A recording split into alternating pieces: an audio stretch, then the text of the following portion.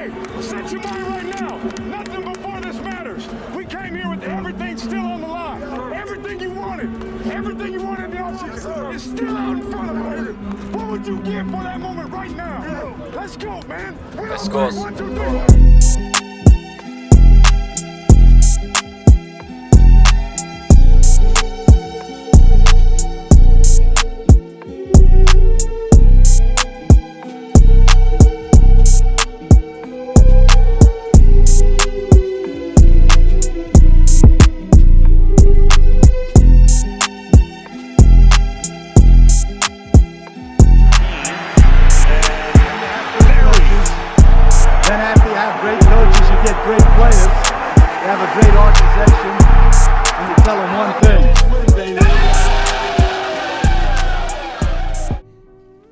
Yo, what is good, Raider Nation? It is your boy Raider Alex. I am back with yet another video for you guys.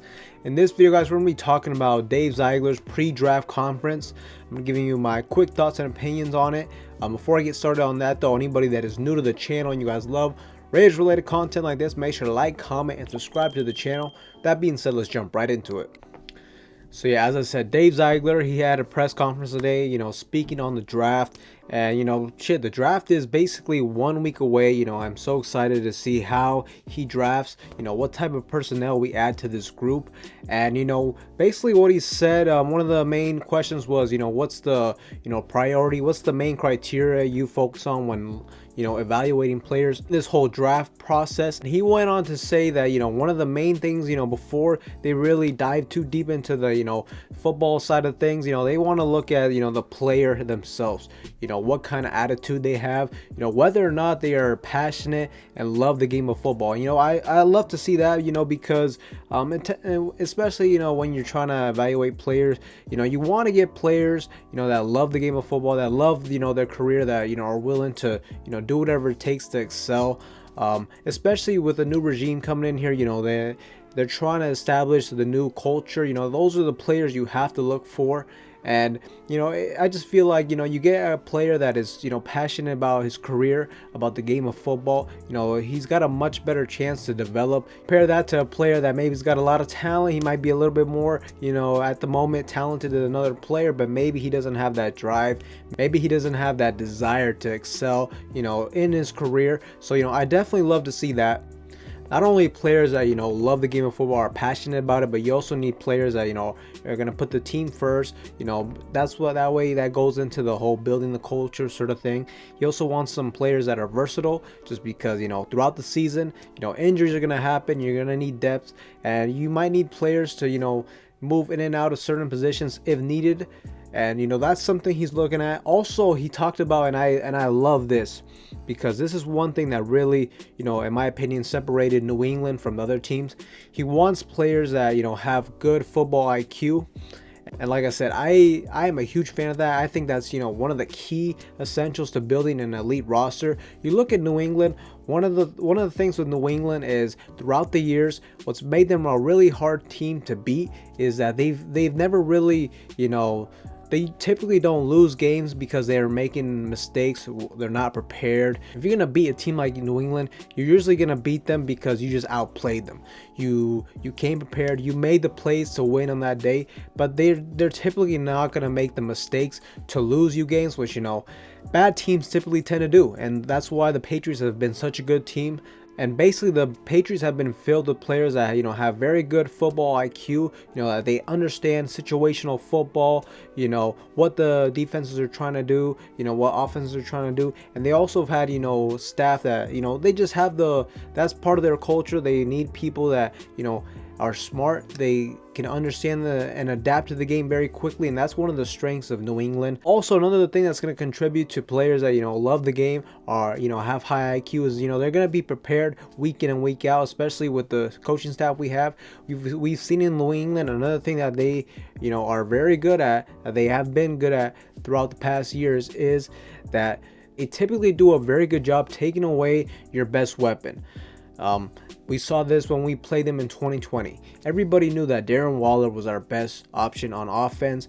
Everybody knew he was, basically the driving force, DC's #1 option. What did they do when we played them? They basically neutralized them completely that game. So that's something I'm definitely very excited to see, what type of players we bring into the system.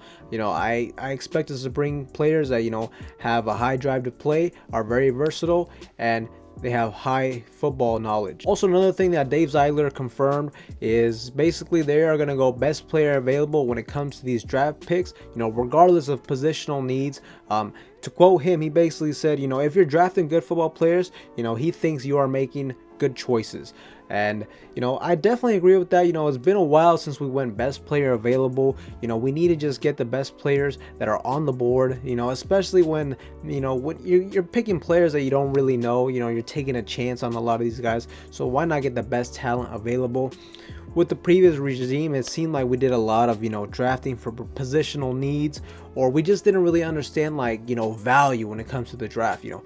Some of these players that were considered reaches, bust, I feel like they actually weren't bad players. I mean, you look at a guy like Cleveland Ferrell. I think Cleveland Ferrell is still a good player.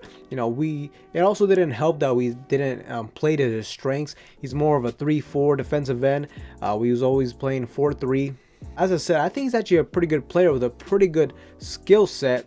The issue is when you draft him as a 3rd overall pick, when this guy's probably a late first rounder, you make things, it's a reach at the end of the day, and you make things harder for the player too, because now he has higher expectations because you reach for a guy like that.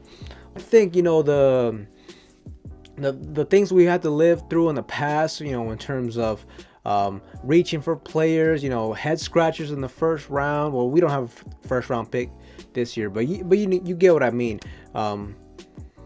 I think those days are over under this new regime. I think Dave Ziegler is going to do a great job in this draft. I am very excited to see what happens in this draft this year. So yeah, Raider Nation, those are my thoughts and opinions on Dave Ziegler, on his comments, on his draft philosophy, going into this year's draft. So another thing is he definitely said all the right things you want to hear from a new GM. He definitely played his part. He talks and he acts like a GM that's been in the league for 10 plus years, man. It seems like he's got a whole lot of experience. Obviously this is his first, official title as general manager. So, but like I said, it doesn't seem like he's, the stage is too big for him, and I'm very excited to see what he does in this year's draft. But yeah, Raider Nation, with the NFL draft being 1 week away, you guys are definitely going to be seeing some content from me in terms of mock drafts, who I think we're going to select in certain rounds, what are the players we should keep an eye out for. But yeah, Raider Nation, with that being said, let me know in the comments down below what you guys think of, how Dave Ziegler is going to draft this year. Overall, just the philosophy he's going to bring to this team in terms of the draft. Let me know down below. But with that being said, Raider Nation, that is all I have for you guys in this video. Anybody that is new to the channel and you guys love Raiders related content like this, make sure to like, comment, and subscribe to the channel. With that being said, I'll see you guys in the next one.